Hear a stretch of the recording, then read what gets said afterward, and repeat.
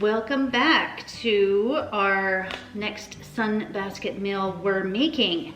So today we're going to do a pork piccata with a lemon caper pan sauce and sauteed zucchini. So as usual, I have made a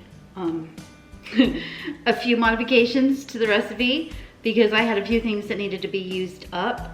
One thing that I'll be changing for sure is the kale. My husband does not like kale, and typically piccata, chicken piccata anyway, is served with pasta, but because we've had so many pasta dishes lately and I have potatoes that are on their way out, I've decided to roast some potatoes and serve those on the side.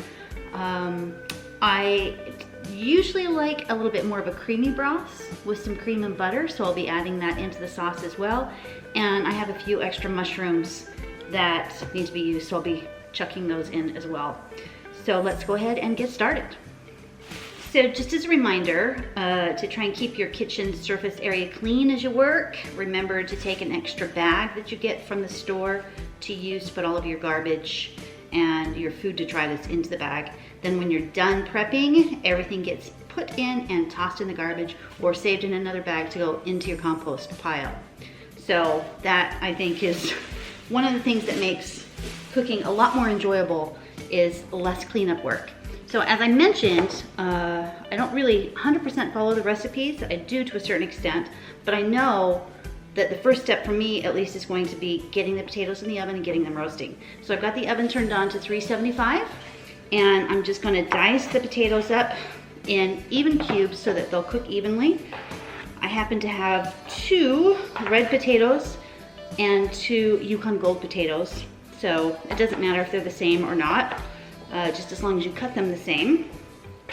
And then I'll put them onto a greased baking sheet and pop them into the oven, and I'll let them cook while I work on the rest of the dish.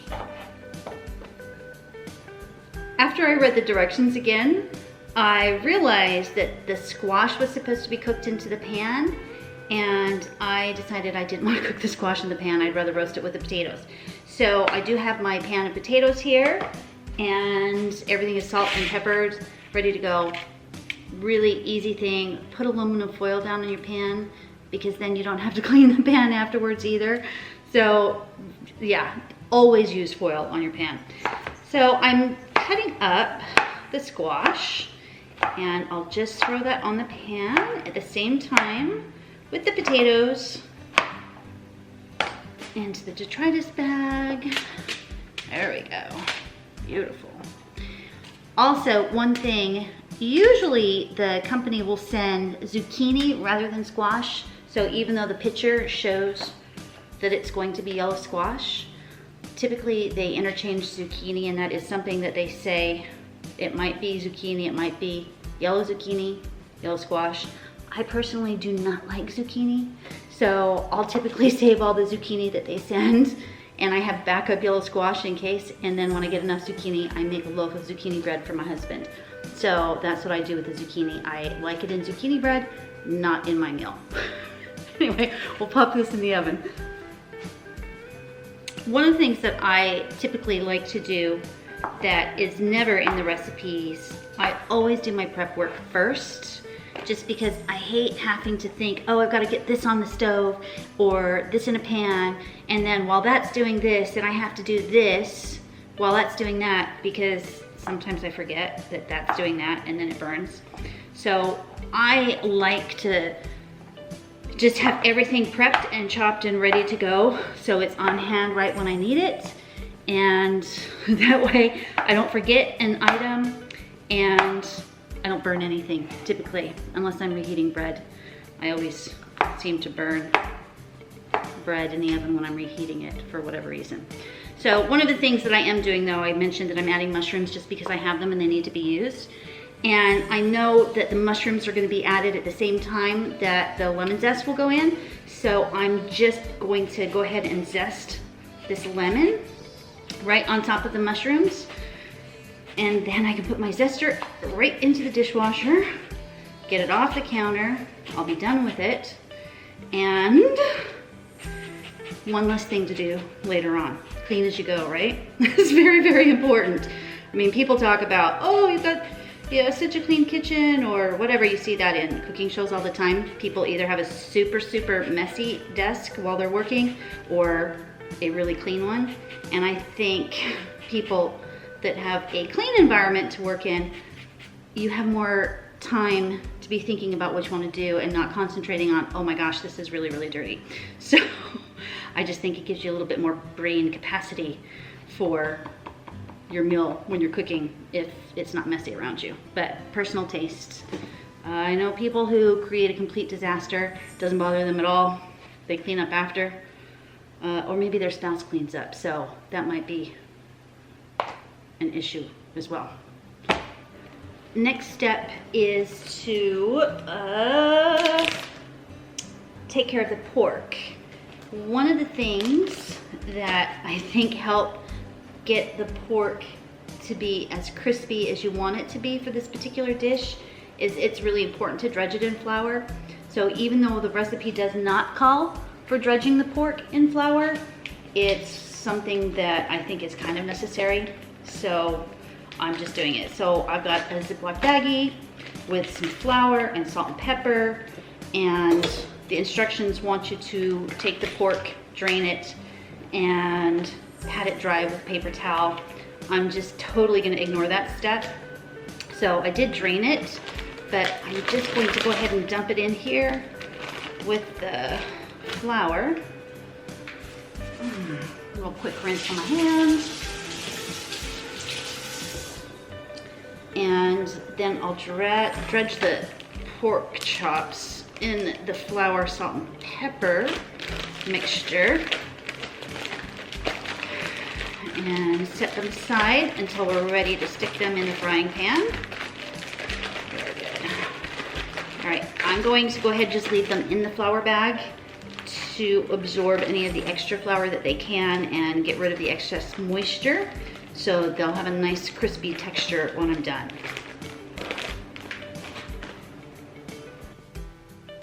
One thing that I haven't mentioned is why I use these meal kit delivery services, and specifically why I use Sunbasket, because I've used a lot of them before.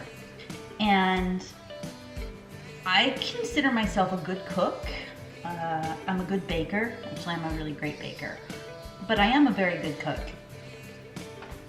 But I think just like with most things, you get into certain ruts and you make certain meals over and over and over again. And maybe the meals aren't as healthy as they should be, or they just get boring after a while. And I personally hate going to the grocery store.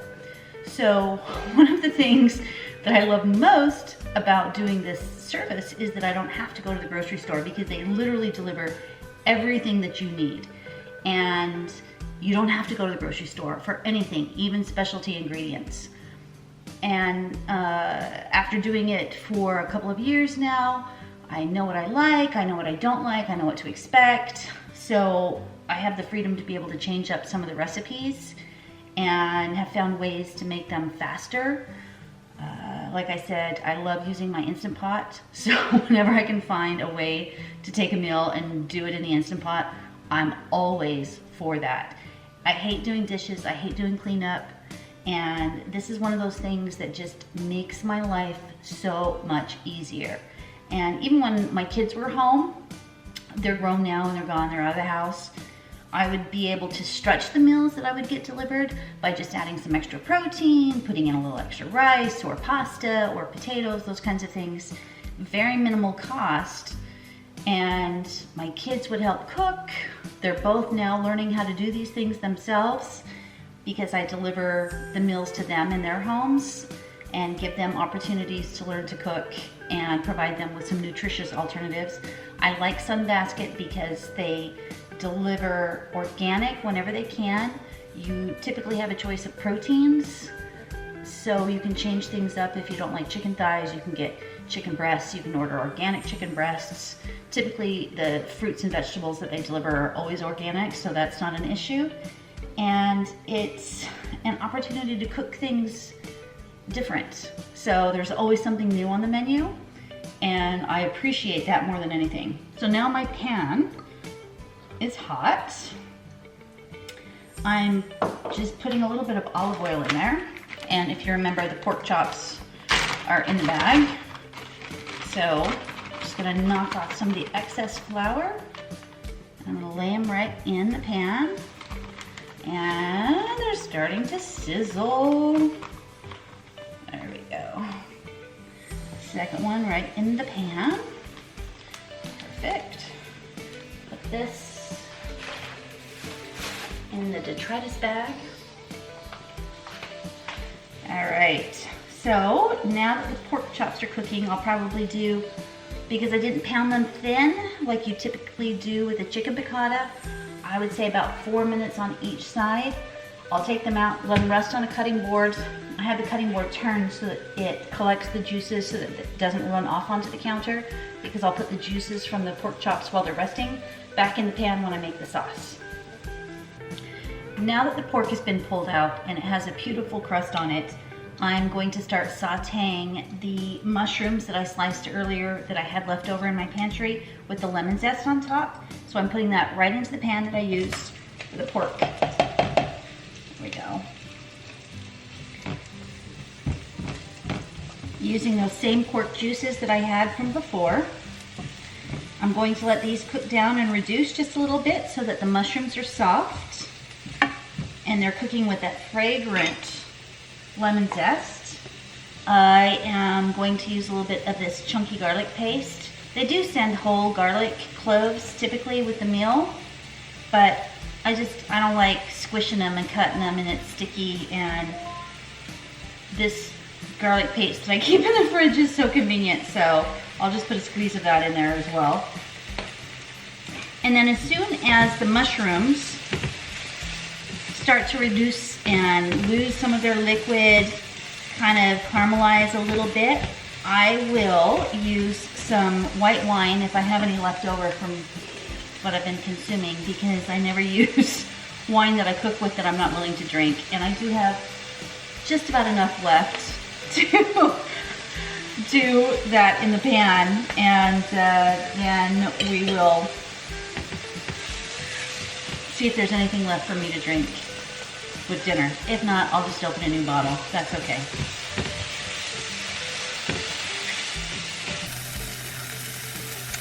Now that the mushrooms have this beautiful golden color on them, I'm going to take what's left of my wine. I'm using Chardonnay.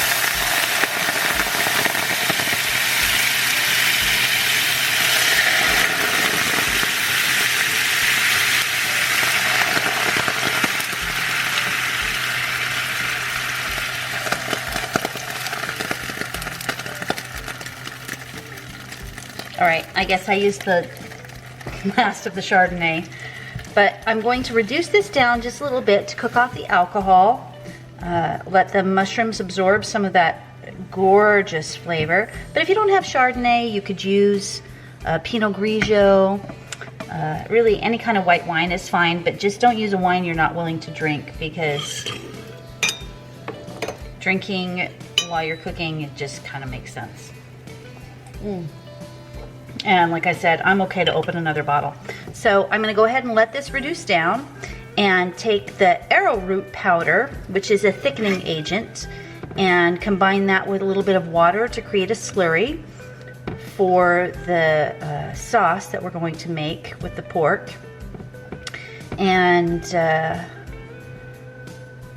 put the capers in, fresh lemon juice, and dinner will be done. It smells wonderful. Now that the wine has reduced down, so it's about half the amount of liquid that it was earlier, I am going to put the capers in that came, because capers are really what make the piccata piccata. They have a really bright brine to them, not fishy brine, but if you've not used capers in your cooking before, it's definitely something worth looking into. Again, this is the kind of thing I probably wouldn't normally have in my pantry, so having a meal delivered with everything that I need is pretty fabulous. The other thing that I want to do is, I said I was going to do the slurry, but then I didn't want to dirty another bowl, so I decided to wait until I dump the capers in, and then I'll use the container the capers came in, put the arrowroot powder in with a little bit of water, shake it up, and then I'll have my slurry for the sauce without basically adding another dish that I need to clean. And I'm reusing something that came with the product, which is fabulous because I always save these. So I have many sizes of these things, and this one just happens to be perfect for the slurry. So I'll go ahead and let the capers simmer, and I'll get the slurry started.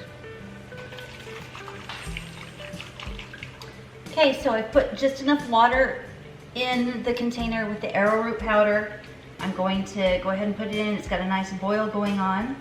Once I put this in, give it a stir. It will start to thicken pretty quickly.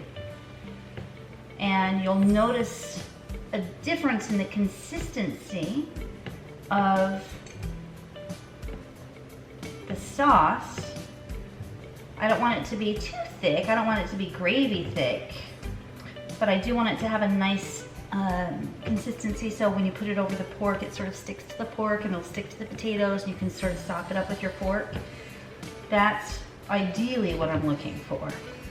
So we'll just give it a few stirs, let that do its magic.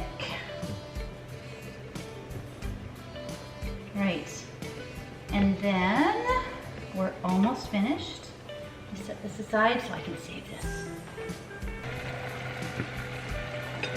At this point, you can see the sauce starts to kind of leave a little bit of a line when you put your spoon or your tongs through it. That's just about the right time to add the extra ingredients if you want to do this. So you totally don't have to. It's fine as it is, but I like to have a little bit of a creamier sauce. So at this point, I'm going to put in a tablespoon or so of butter. Put that in. It just adds a little bit of a fattiness to your tongue, makes it a little bit richer and denser. Sunbasket does recommend that you do this, but they don't tell you how you're supposed to add these things in. I have got some half and half that I want to use up. You could also use cream. You could use whole milk, 2% milk, whatever. Just put a little bit in at a time. There we go. You could even use almond milk or soy milk as long as it's not vanilla flavored, because that would not be very good. So I'm going to go ahead and let this reduce down just a little bit more, and it will come together. We'll go ahead and put the pork chops back in to finish this with a fresh squeeze of lemon on top. The potatoes are done. I can smell them. They're crispy. The squash is perfect, all at the same time. And again, here's a dinner with 1, 2, 3, well, I don't need to clean the pan that the potatoes are on because I've used aluminum foil, so that'll just go right back in my cabinet. My knife, so what is that, 1, 2, 3, 4 dishes? Okay, 5 including my wine, because to me that's sort of a necessity. Sauce is reduced down perfectly. I'm taking the pork chops, I'm just gonna lay them in the sauce. There we go. Take one of the lemons, the half of the lemon, give it a squeeze. I'm using my hand to catch the seeds. Oops, I missed one. That's okay. There we go. One of the things that they do have as an option for you on this dish is to use some red pepper flakes. My husband and I disagree quite often about the use of red pepper flakes and stuff. They seem to use red pepper flakes a lot. So I'm only gonna put just a little bit in. I'm gonna stir that around. Give it a chance to meld in with the sauce without being too terribly hot. Of course, if you like things really spicy, you can use all of them. If you don't like it spicy at all, don't use any. That's the great thing about these meals, is that it gives you options and they're not pre-made or pre-done. Although I have seen that they have pre-made meals that you can just pop in the microwave or pop in the oven. I don't really see the purpose of that, but I guess everybody has a comfort zone and time constraints, but now we don't have time constraints because we're all home, hence the pink hair. And I think my cat just jumped in the window. Must be raining outside and she wants to come in. So anyway, we'll go ahead and get this plated with the roasted potatoes and squash that we've got in the oven and give it a try. Time to finish. So potatoes and squash. Beautiful piece of pork. Some of the mushroom and caper sauce right over top. This is another brown dish. Maybe things will change in the summertime and they won't be so brown. That's okay. It's almost summertime. Even though it's brown, it still tastes good. And they did send some fresh parsley. So I'm just gonna sprinkle some parsley on top. And a final squeeze, not too much, of the other half of the lime. And let's see how this tastes. Smells wonderful. Easy, easy, easy dish. And I was able to use some things in my fridge before it went bad, so I like that about this.